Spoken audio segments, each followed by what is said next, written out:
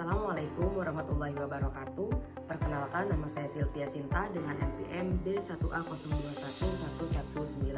Di sini saya akan mempresentasikan materi tentang pengantar psikologi abnormal.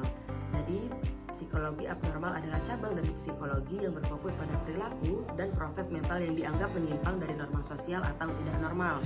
Ini mencakup studi tentang gangguan mental, penyebabnya, serta dampaknya terhadap individu dan masyarakat. Psikologi abnormal mempelajari perilaku yang dianggap tidak biasa atau maladaptif. Jadi menurut American Psychological Association atau APA, gangguan mental ini dapat didefinisikan sebagai pola perilaku atau pengalaman psikologis yang menyebabkan distres atau disfungsi dalam kehidupan sehari-hari. Selanjutnya yaitu ada jenis-jenis gangguan. Yang pertama yaitu ada gangguan kecemasan, kedua gangguan mood, ketiga gangguan kepribadian, dan yang keempat ada gangguan psikotik. Gangguan kecemasan ini ada gangguan kecemasan umum, ada gangguan panik, fobia spesifik, serta gangguan stres pasca trauma. Gangguan kecemasan umum ini ditandai oleh kecemasan berlebihan tentang berbagai hal dalam kehidupan sehari-hari. Individu ini mungkin merasa cemas hampir sepanjang waktu tanpa alasan yang jelas. Lalu ada gangguan panik yang ditandai oleh serangan panik mendadak yang disertai dengan gejala fisik seperti detak jantung cepat, kesulitan bernapas, dan rasa takut akan kematian. Lalu ada fobia spesifik, yaitu ketakutan yang berlebihan terhadap objek atau situasi tertentu seperti ketinggian atau hewan tertentu. Yang terakhir ada gangguan stres pasca trauma atau PTSD, terjadi setelah mengalami atau menyaksikan peristiwa traumatis. Gejalanya termasuk kilas balik, mimpi buruk, dan kecemasan berlebihan. Yang kedua yaitu ada gangguan mood. Gangguan mood ini contohnya seperti depresi mayor dan gangguan bipolar. Yang kedua yaitu ada gangguan mood. Gangguan mood ini seperti depresi mayor dan gangguan bipolar. Depresi mayor ditandai oleh perasaan sedih yang mendalam atau kehilangan minat dalam aktivitas sehari-hari selama periode waktu tertentu. Lalu ada gangguan bipolar yang ditandai oleh perubahan ekstrim dalam suasana hati, mulai dari depresi berat hingga episode mania atau perasaan euforia yang berlebihan. Yang ketiga yaitu ada gangguan psikotik. Gangguan psikotik ini seperti skizofrenia yang ditandai oleh gangguan dalam pemikiran, persepsi realitas seperti halusinasi, dan perilaku sosial. Individu ini mungkin mengalami delusi atau keyakinan salah dan kesulitan dalam membedakan antara kenyataan dan imajinasi. Yang keempat yaitu gangguan kepribadian yang terbagi menjadi dua, yaitu gangguan kepribadian antisosial dan gangguan kepribadian borderline.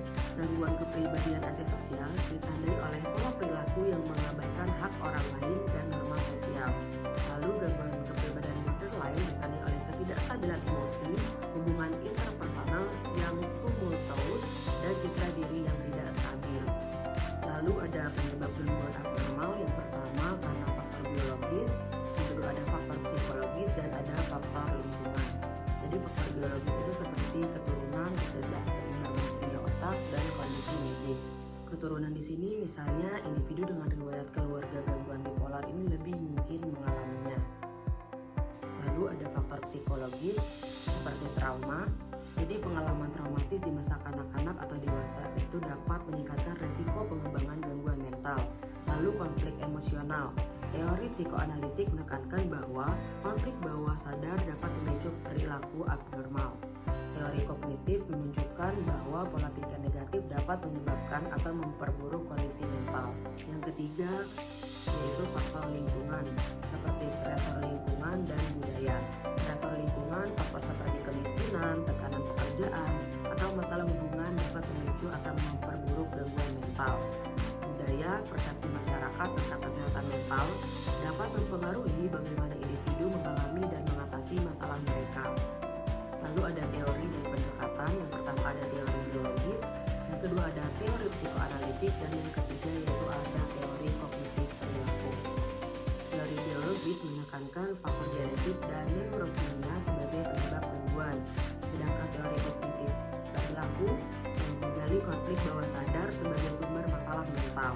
Dan teori psikoanalitik menganggap bahwa pola pikir dan perilaku maladaptif dapat diubah menjadi terapi. Selanjutnya yaitu ada diagnosis dan penanganan. Diagnosis gangguan mental biasanya dilakukan menggunakan alat seperti Diagnostic and Statistical Manual of Mental Disorder atau DSM yang menyediakan kriteria spesifik untuk berbagai gangguan. Penanganannya dapat meliputi seperti terapi psikologis, medikasi, atau kombinasi keduanya. Jadi kesimpulannya, psikologi abnormal adalah bidang penting dalam memahami kompleksitas perilaku manusia yang menyimpang dari norma sosial. Dengan mempelajari pengertian dasar tentang psikologi abnormal, berbagai jenis gangguan serta penyebabnya, kita dapat lebih memahami tantangan kesehatan mental yang dihadapi banyak orang di masyarakat kita saat ini. Melalui pendekatan teoritis yang berbeda, serta metode diagnosis dan penanganan yang tepat, kita dapat membantu individu dengan gangguan mental agar bisa kembali berfungsi secara optimal dalam kehidupan sehari-hari mereka.